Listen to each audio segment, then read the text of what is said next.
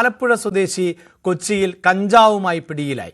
ആലപ്പുഴ എഴുപുന്ന സ്വദേശി അമൽ ജോസിയാണ് പിടിയിലായത്. യുവാവിൽ നിന്ന് 2 കിലോഗ്രാമിൽ അധികം കഞ്ചാവ് കൊച്ചി സിറ്റി ഡാൻസ് ടീം പിടിച്ചെടുത്തിട്ടുണ്ട്. കൊച്ചിയിൽ പരിശോധന കൂടുതൽ ശക്തമാക്കുകയും ചെയ്തിട്ടുണ്ട്. നഗരത്തിൽ അർദ്ധരാത്രിയിലും പോലീസ് മിന്നൽ പരിശോധന നടത്തി. ലഹരി കടത്തിയവരും ഉപയോഗിച്ചവരുമടക്കം 300 പേരെയാണ് പോലീസ് പിടികൂടിയത്. MDMAയും ഹാഷിഷ് ഓയിലും അടക്കമാണ് പിടിച്ചെടുത്തത്. മദ്യപിച്ച് വാഹനമോടിച്ച 193 പേരെയും പിടികൂടി.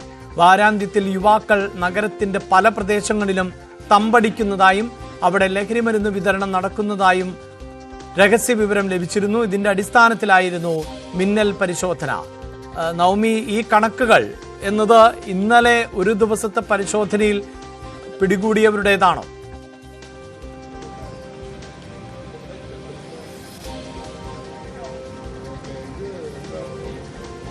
അഭിലാഷ്, ഇന്നലെ രാത്രിയാണ് പോലീസിന്റെ ഭാഗത്തു നിന്നും ഇത്തരത്തിലൊരു മിന്നൽ പരിശോധന ഉണ്ടായത്. രാത്രി 9 മണി മുതൽ പുലർച്ചെ 3 മണി വരെ നീണ്ടുനിന്ന പരിശോധനയിലാണ് ഈ കണക്കുകൾ പുറത്തു വന്നത്. അതായത് ലഹരി കടത്തിയവരും ഉപയോഗിച്ചവരുമടക്കം 300 പേരെ പിടികൂടി. ഒപ്പം MDMAയും ഹാഷിഷ് ഓയിലുമാണ് ഇവരിൽ നിന്നും കൂടുതലായി പിടിച്ചെടുത്തത്. മദ്യപിച്ച് വാഹനമോടിച്ച് 193 പേരെയും പിടികൂടിയിട്ടുണ്ട്. ഒപ്പം ഇന്നലെ രാത്രി നെട്ടൂരിൽ വെച്ച് കൊച്ചി സിറ്റി ഡാൻസ് ഓഫിന്റെ നേതൃത്വത്തിൽ ആലപ്പുഴ എഴുപുന്ന സ്വദേശി അമൽ ജോസിയെ പിടികൂടിയിട്ടുണ്ട്. ഇയാളിൽ നിന്നും 2.046 കിലോ കഞ്ചാവും പിടിച്ചെടുത്തിട്ടുണ്ട്. അങ്ങനെ പോലീസിന്റെ ഒരു പരിശോധന അത് രാത്രിയിലും പകലുമായി കൊച്ചി നഗരത്തിൽ നിരന്തരം നടക്കുന്നുണ്ട്. നമുക്കറിയാം, കഴിഞ്ഞ കുറേ ദിവസങ്ങളിലായി മാധ്യമങ്ങളടക്കം ഈ ലഹരി പിടികൂടുന്ന അല്ലെങ്കിൽ ലഹരിയുടെ ദൂഷ്യവശങ്ങളെക്കുറിച്ചും അല്ലെങ്കിൽ നമ്മുടെ സമൂഹത്തിൽ നടക്കുന്ന ആക്രമണങ്ങളൊക്കെ വർദ്ധിച്ചു വരുന്നതിന് കാരണം ലഹരിയാണെന്ന് കണ്ടെത്തുകയും പ്രതിപക്ഷമടക്കം ഈ വിഷയത്തെ ഭരണപക്ഷവും അടക്കം ഇതിനെ വലിയ രീതിയിൽ ഒരു വലിയ ആപത്തായി തന്നെ മുന്നിൽ കണ്ടുകൊണ്ട് ഇതിനു വേണ്ടിയിട്ടുള്ള നടപടികൾ ആരംഭിക്കണമെന്ന് നിരവധി തവണ പ്രമുഖരടക്കം ആവശ്യപ്പെടുകയും ഒക്കെ ചെയ്തിട്ടുണ്ട്. ഇതിന്റെയൊക്കെ അടിസ്ഥാനത്തിലാണ് പോലീസ് നടപടി ശക്തമാക്കി പരിശോധന ശക്തമാക്കി മുന്നോട്ട് പോയിക്കൊണ്ടിരിക്കുന്നത്.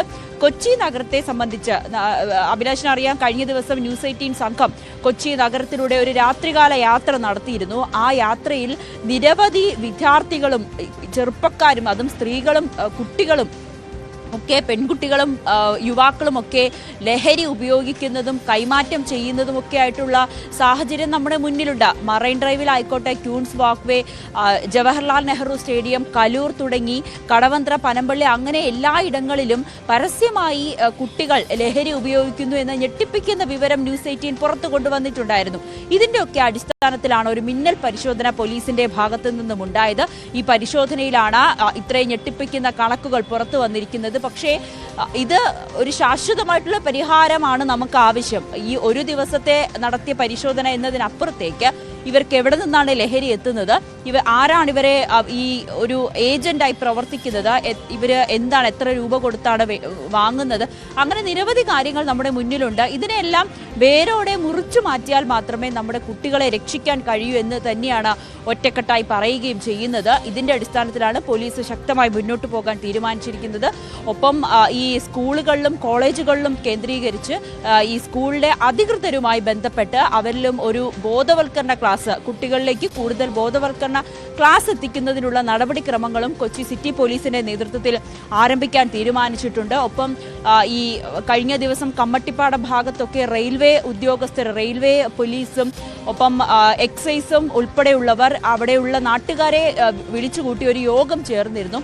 ആ യോഗത്തിൽ പ്രധാനമായും പറയുന്നത് ഈ റെയിൽവേ ട്രാക്കുകളുടെ ഒഴിഞ്ഞ ഇടങ്ങളിൽ കേന്ദ്രീകരിച്ച് ഇത്തരത്തിൽ വിദ്യാർത്ഥികളും യുവാക്കളുമൊക്കെ ലഹരി ഉപയോഗിക്കുന്നതും ലഹരി കൈമാറ്റം ചെയ്യുന്നതുമൊക്കെ സ്ഥിരമാകുന്ന കാഴ്ചയാണ്.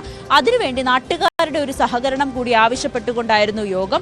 ആ യോഗത്തിൽ നിങ്ങൾ ഇത്തരത്തിൽ കുട്ടികൾ ഇത്തരത്തിൽ ലഹരി ഉപയോഗിക്കുന്നുണ്ടെങ്കിൽ കൃത്യമായി പോലീസിനെ അറിയിക്കണം എന്നൊരു സന്ദേശമാണ് അവർക്ക് നൽകുകയും ചെയ്തത്. അങ്ങനെ ഓരോ ഇടങ്ങൾ കേന്ദ്രീകരിച്ചും പോലീസിന്റെ പരിശോധനയും അവിടെയുള്ള ബോധവൽക്കരണവും ഒക്കെ നടത്തിക്കൊണ്ടിരിക്കുകയാണ്. എങ്കിൽ മാത്രമേ കൊച്ചി നഗരത്തെ സംബന്ധിച്ച് അത് വലിയ രീതിയിലാണ് ലഹരി മാഫിയ പിടിമുറുക്കിയിരിക്കുന്നത്.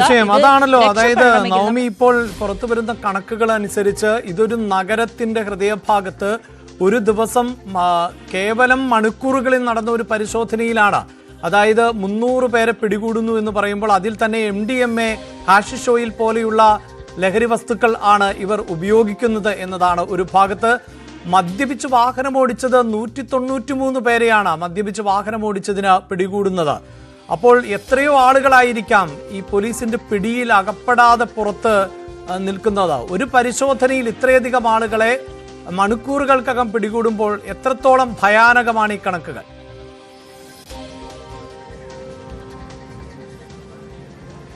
തീർച്ചയായും അഭിലാഷ്, ഈ കൊച്ചി നഗരത്തെ സംബന്ധിച്ച് ഈ ലഹരിയുടെ ഉപയോഗം അത് ഇന്നോ ഇന്നലെയോ നമ്മൾ റിപ്പോർട്ട് ചെയ്യാൻ തുടങ്ങിയതല്ല. ഏറെ കാലമായി ഒന്നോ രണ്ടോ കേസുകളായിരിക്കും പോലീസ് രജിസ്റ്റർ ചെയ്തിട്ടുള്ളത്. അതിനപ്പുറത്തേക്ക് ഒരു വിദ്യാർത്ഥിയെ പിടികൂടുന്നു, അവനെ ജുവലൈൽ ഹോമിലേക്ക് അയക്കുന്നു, 2 ദിവസം കഴിഞ്ഞ് അവൻ പുറത്തിറങ്ങുന്നു, ഒരു യുവാവിനെയോ യുവതിയോ അറസ്റ്റ് ചെയ്യുന്നു, 2 ദിവസം കഴിഞ്ഞ് ജാമ്യത്തിൽ പുറത്തിറങ്ങുന്നു എന്നതിനപ്പുറത്തേക്ക് ഇവർക്ക് എവിടെ നിന്നാണ് ലഹരി ലഭിച്ചത്, ഇവർ ആർക്കൊക്കെയാണ് ലഹരി കൊടുക്കുന്നത്, എത്ര രൂപയാണ് ഇവർ വാങ്ങുന്നത്, ഇതെന്തിനാണ് ഇവർ ഈ ലഹരി ഉപയോഗിക്കുന്നത്, അല്ലെങ്കിൽ എന്തിനാണ് ഈ ലഹരി വിൽക്കുന്നത്, ഈ വലിയ രീതിയിൽ ആഡംബര ജീവിതം നയിക്കുന്നതിന് വേണ്ടിയിട്ടാണ് പലരും ഈ ലഹരിയുടെ ഏജന്റായി പ്രവർത്തിക്കുന്നത്. ഇതിനൊക്കെ കണ്ടെത്തി വേരോടെ മുറിച്ചു കളയുക എന്ന് പറയുന്നത് പോലീസ് പലപ്പോഴും ചെയ്യാത്ത, അല്ലെങ്കിൽ അതിനൊന്നും തയ്യാറാകാത്തൊരു സാഹചര്യമാണ്. അല്ലെങ്കിൽ പിടികൂടുന്നവരെ കൃത്യമായി ചോദ്യം ചെയ്യുന്നില്ല. പിടികൂടിയിട്ടായിക്കോട്ടെ ഈ പ്രതികൾ പലപ്പോഴും എവിടെ നിന്നാണ് ഈ ലഹരി കിട്ടുന്നതെന്ന് പോലും പോലീസിന് വെളിപ്പെടുത്താത്ത ഒരു സാഹചര്യം. പോലീസ് അല്ലെങ്കിൽ ഇവരുടെ വീട്ടിൽ പരിശോധനയിലൂടെയോ മൊബൈൽ ഫോൺ പരിശോധനയിലൂടെയൊക്കെ മാത്രമായിരിക്കും കണ്ടെത്താൻ കഴിയുന്നത്. അങ്ങനെ വലിയ രീതിയിൽ ഒരു ശൃംഖല തന്നെ കൊച്ചി നഗരത്തിൽ വ്യാപിച്ചു കിടക്കുന്നുണ്ട്. പട്ടാപ്പകൽ നമുക്ക് റോഡിൽ ഇറങ്ങിയാൽ ഒരാളോട് ചോദിച്ചാൽ, അല്ലെങ്കിൽ ഒരു യുവാവിനോട് ചോദിച്ചാൽ തന്നെ ലഹരി കിട്ടുന്ന രീതിയിലേക്ക് നമ്മുടെ കൊച്ചി നഗരം മാറിക്കഴിഞ്ഞു എന്നാണ് ഇതിൽ നിന്നൊക്കെ മനസ്സിലാകുന്നത്.